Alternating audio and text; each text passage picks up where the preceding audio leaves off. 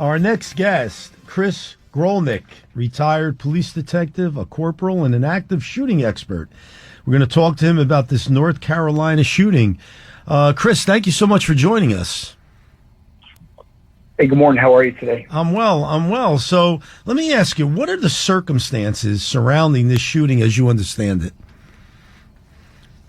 The North Carolina one's going to be a little complicated to digest this morning because there's new information that came out a few hours ago. Okay. So I'd be remiss to give you some details that probably aren't accurate, and there's two different sides to it. So perhaps next one, but a lot of people shot in one location over something that, you and I back in the day would probably solve with either more civil terms or, regular means of the old settling a dispute, right? Mano a mano. Yeah, right. And as we've discussed so many times in the past, unfortunately, right, and this is no different, we've really lost our way to communicate, and the rhetoric around how to solve problems, whether it's with guns or other means, on top of the known terrorist attacks that we continue to thwart, and the ones we missed like yesterday in Boulder, Colorado, coupled with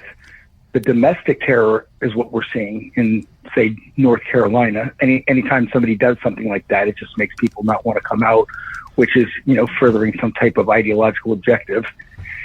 And we have to call it what it is. And we also have to not really identify it as much as we need to do to combat it, but as a human race, instead of, the police will take care of it for me, or, we want our government to fix us. And if we just give up a little more privacy, we'll have a little bit more freedom. And I think Benjamin Franklin said you end up with neither.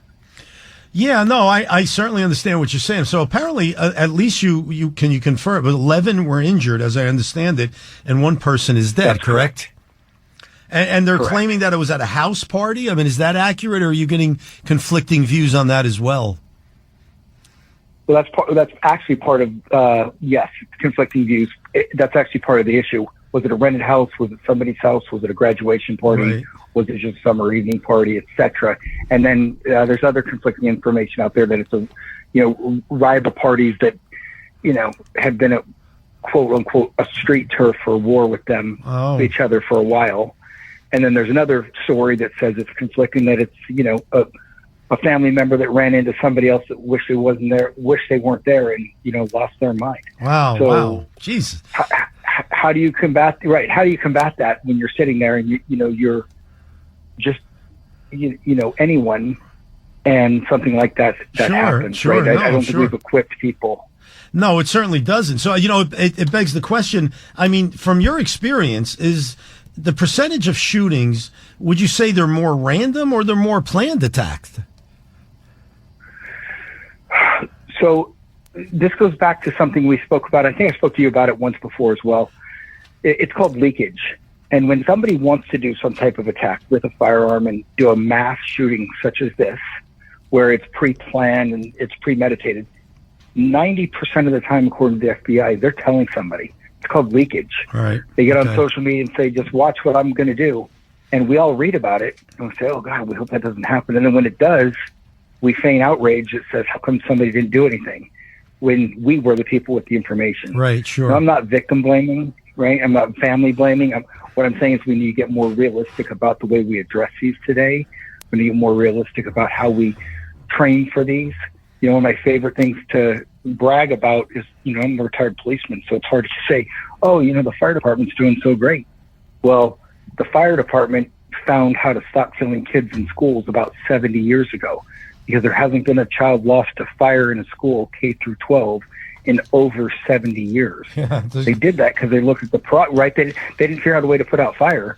They figured out a way to prevent it. Yeah, no, that's a really good point. Prevention project. Yeah, no, that's a really good point. Has anyone been arrested yet? On this one, I think they have somebody in custody, but I'm not sure if they're letting them go or not. That's another key to this that we just don't know. Do you think, now that we have a new administration in, the Trump administration, do you think that's going to have any positive impact on the shootings that have been taking place in America? Because we spoke about it earlier this morning, Joe and Al and I, and we said, it just seems like people are almost becoming desensitized to this. It happens so often.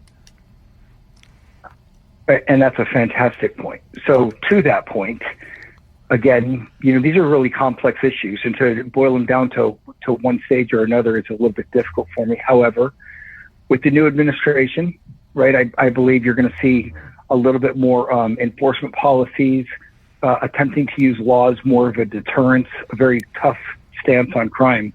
But when you start talking about people that don't care about the laws that are already in existence, for example, shooting 11 people and killing one is already illegal. No new law is going to stop that. Yeah, that's for sure. But, right. right. So, but you can have the deterrence that starts, which is fantastic. But now you bleed off into another vein, which is the first one. What type of political violence have we seen traditionally? And I'm not blaming anybody, because dead people are dead people and hurt people are hurt people, and that's who I advocate for. Nothing else, right? The victim, the perpetrators, the evildoers. That's the second side of the agenda that we really don't concern ourselves with, because we're trying to stop these things. And I've dedicated my life to doing that. And what you're seeing is new violence on set because of political violence. And it's not new, it's just reinvigorated, if you will. And a lot of it has to do with the attempted assassination, of Trump and Butler. Right. And then the second foiled one. And then we start seeing the historical background. There's been 11 gross, terrorism attacks, if you will, whether they're domestic or foreign initiated, since then in the United States. And to your point about being desensitized, I would challenge one of your listeners to tell me one of them, or you've one of them, that wasn't yesterday in Boulder, Colorado. And oh, by the way, yesterday in Boulder, Colorado, there was a terrorist attack. Right. So, and it was internationally assembled and carried out. So, might not have been state sponsored, but it was 100% a true believer. So how do we combat that if we're afraid to talk about both sides of it, and then start pointing fingers at who's more responsible or culpable than the other, when really it's the evildoer in their mind that's going to set out to do something? We have to provide the mechanisms to stop these. Yeah, and you're so right. I mean, it's such a good point, because our politicians are not helping this, because they are so hostile towards each other. When I see the former FBI director post something that he claims that he just happened to fall upon in the sand that says 8647, and then tries to deny that he knows what 86 means. I mean, it's really troubling. That really is troubling, because our politicians, there's no civility anymore. And there's got to be an ability to speak and talk, because, I mean, the people see this. The people see this. And when you have college campuses that don't support anti-Semitism, when you have college campuses that allow this type of behavior to take place, they're actually encouraging it. They're actually encouraging it. Do you disagree? No, I'm with you 100%. And then they throw, a tantrum, if you will, all, whether it's to the media, the courts, or other, and say you're suppressing my rights of whatever. But I thought hate speech, there, isn't protected. So as a civilian side of this, of that equation, right, of the legal side, I'm not a lawyer, I'm not in politics, but as a casual observer on that side, I'm with you 100%. Yeah. And we agree on it from the last call. Civility. Yeah, that's right. We have to get back to it. We have to get back to the basics, Chris. Yeah. Cornerstone kitchen table economics, and we have to have hard conversations. And I'll leave you with this. Parents are afraid to talk to their children. And I'm not all about, just children. I'm on the human race side. But what we're seeing right now is parents are afraid to send their kids to school, and don't be. What you need to do is just be prepared, be vigilant, and have the conversations with your children. They can digest them. And if you think that they can't, just remember when you and I were in school, Anthony, and what would happen? We would have these drills called duck and cover. And why? Because the Russians were going to kill us with nuclear weapons, and we didn't want ceiling tiles to hit us in the head. Yeah. So if we can talk about nuclear weapons, this generation can talk about school shooters. I agree. Just opening up and admitting there's a problem, we can solve it. I appreciate you very much. Yes, that's for sure. Listen, Chris, I appreciate it so much coming on. It's been insightful. Thank you, brother. I appreciate you. Talk to you next time. Bye-bye.